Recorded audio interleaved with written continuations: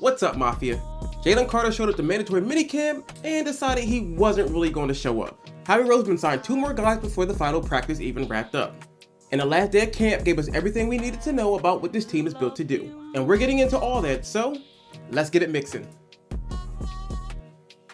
Alright, so Jalen Carter was at mandatory minicamp. He did individual drills, he had reps on the sled, and his shoulders looked fine. But the moment team drills started, he was nowhere to be found. There were 2 straight days of this happening, and when the media asked Nick Sirianni if this was injury-related or contact-related, Sirianni wouldn't answer the question. And that response told us everything we needed to know. Jalen Carter not taking part in team drills, is that injury-related, contract-related? We don't have to. I don't have to get into. I'm sorry. I'm not going to get into all those different things. Right now, I've been able to work some individual scenarios. In individual practices, and that's where everybody's in a little bit different boat right now of where they are in the off season, and that's where Jalen is right now. Is his shoulder fine? Does he recover from the shoulder surgery? He's worked really hard to continue to get himself and to be the best position he can possibly be in to go into a training camp, and he's continuing to work with that. Now people online are beginning to panic, and I get it, because this is mandatory minicamp, and this is not something that you typically see. But let's take a step back for a second, because Jalen Carter did actually show up. He still worked individually. He talked to Vic Fangio on the sideline, and he looked completely relaxed. This is a guy who's about to become one of the highest paid defensive players in all of football. He knows it, I know it, you know it, and the Eagles know it.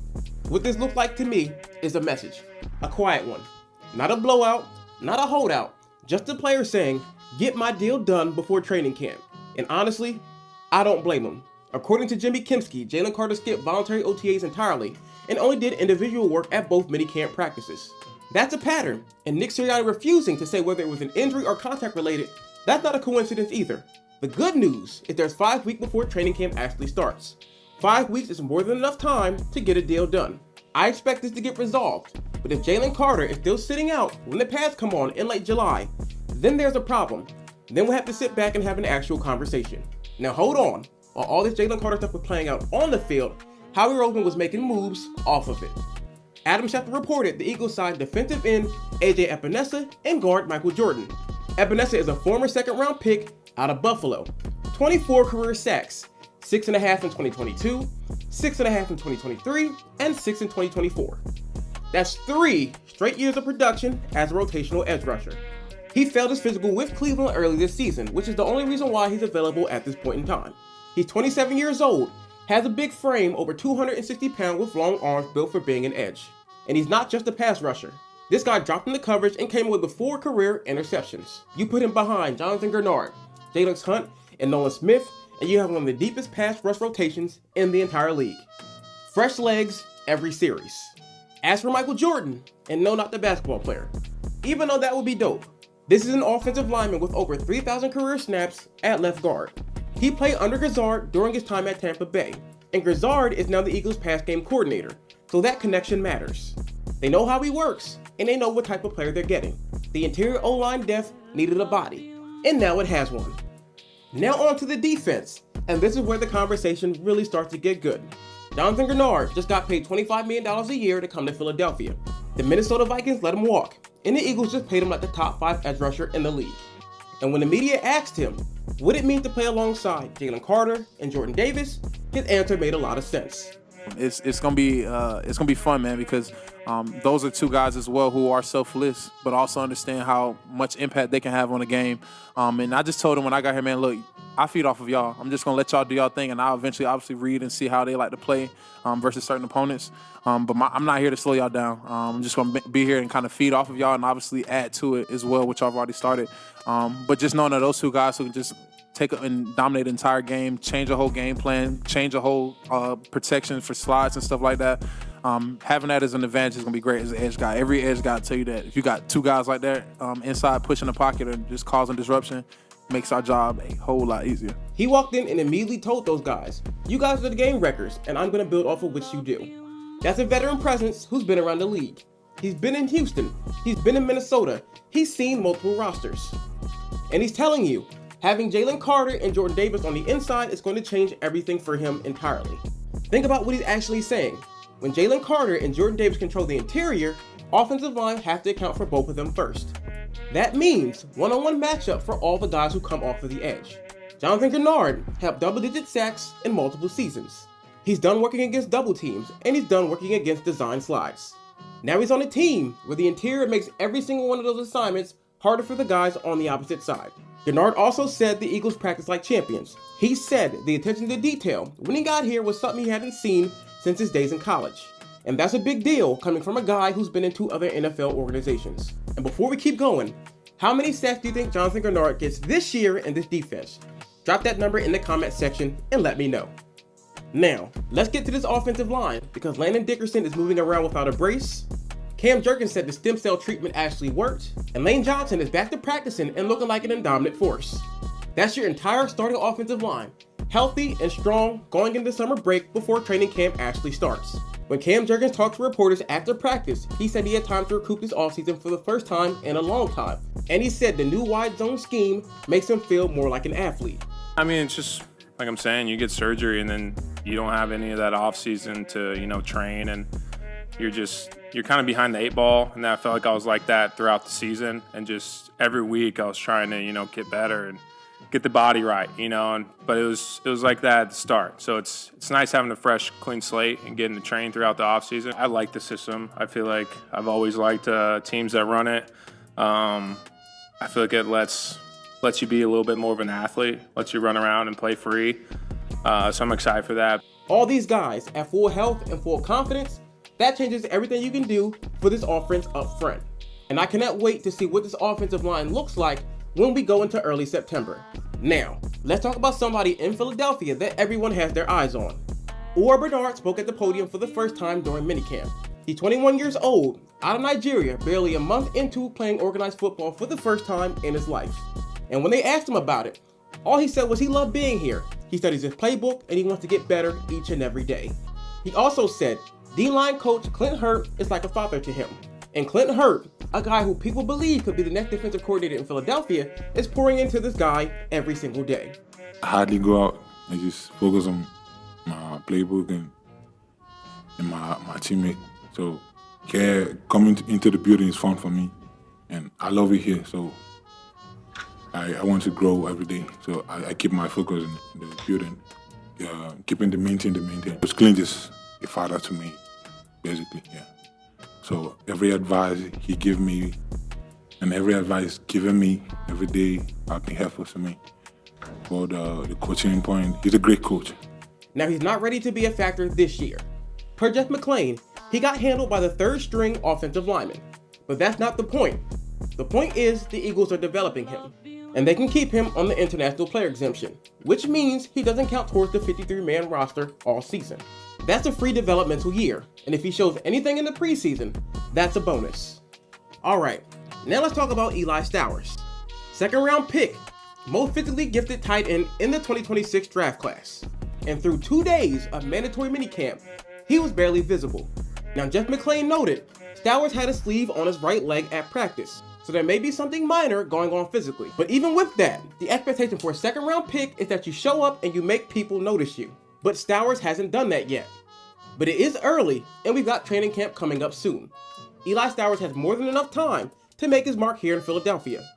That being said, Nick Sirianni raved about his ability to change direction and accelerate. He said his skill set at tight end is unusual. He has this ability to like change direction and to accelerate and to catch the ball consistently. That's unusual for that position. He has an unusual skill set at the tight end position with the matchups that he is going to be getting on safeties, linebackers. He's fast, he's quick, he can catch the ball well, and he's still growing and learning in the position. We all know that this is a long-term investment, and Dallas Goedert is still going to be the guy. Let Eli Stowers learn behind him during his first year in the league, but he still has to show something during training camp. Putting the pads on changes everything, and I think Eli Stowers will show us why he's the future at tight end in Philadelphia. Now here's the part of the offense that should have every Eagles fan locked in. The last 2 days of minicamp, beat writers were watching the running backs closely, and multiple reporters noted that on almost every run play, you could tell immediately that it was going to be a big gain. Tim McMahon has said the improvements in the run game are clearly visible. Credit that to new offensive line coach Chris Cooper. Tank's Bisby had a one-handed catch out of the backfield that had everybody in attendance talking about it. The guy looks bigger, faster, and more explosive than he did last year. And what Sean Mangan did in Green Bay tells you exactly what's coming to this Philadelphia Eagles offense. Running backs are used as weapons, not just ball carriers. This is not how the offense was used under Kevin Patullo last year. Saquon Barkley is still our standard at running back. But Tank Bigsby at 10 to 14 carries a game, and Saquon Barkley threatening the edge and catching out of the backfield. Defenses can't account for both of them at the same time, and that makes this new offense more dangerous. Now on a quarterback, and we finally got some clarity on the backup quarterback situation.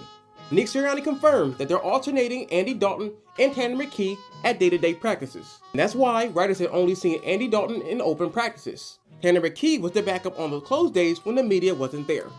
But here's the thing. When we finally got to see them back-to-back, Tanner McKee was the better quarterback.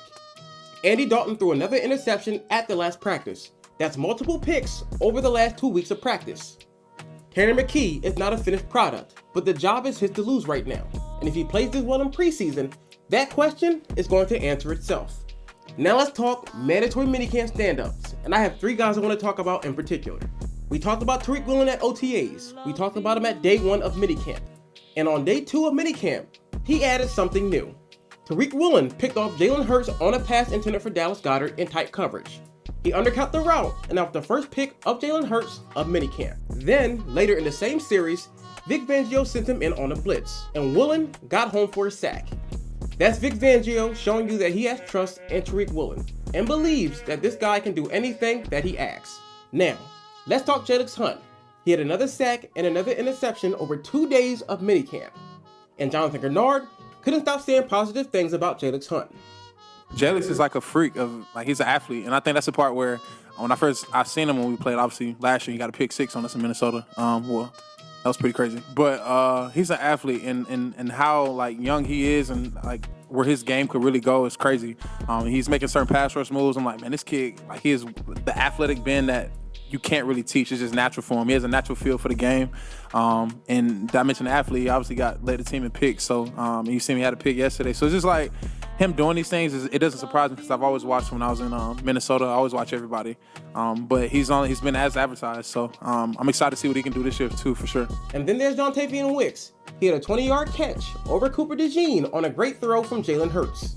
Wicks told reporters he and Hurts have been hanging out outside of the facility, building chemistry the right way, and that's what you want to hear from a future staple of the franchise. So, where are we right now with this football team? Mandatory minicamp is over. We have 6 weeks, and then training camp starts. And then we're back to real football. And when you look at everything that we just watched, the Jalen Carter situation, the new signings, Jonathan Greenard buying in, the offensive line being healthy, and Tank Bisby making plays, this team looks a lot more different than it did a year ago. And not just the roster, it's the whole feel to it entirely. Last year there was tension, there was noise, and there was stuff pulling this team apart before a game was even played. And right now, this locker room looks united, and everybody seems to be locked in. This defense is elite, we know that. This offense is still being built, we know that too. But the pieces are there, the scheme is there, and the players are genuinely excited about it. That Jalen Carter deal, that's going to get done. The team is going to show up ready and willing at summer camp. 6 weeks feels like a long ways away, but it's really not. We'll be back to football in no time. And if you're locked in with the Mafia, drop a like on this video right now. Share this video with another Eagles fan. Subscribe if you haven't, and hit that notification bell so you don't miss our next video. And follow us everywhere on social media. Instagram, TikTok, Facebook, Threads, X. It's Midnight Green Mafia everywhere. And once again, I've been Brotha Shy, and this has been the Midnight Green Mafia.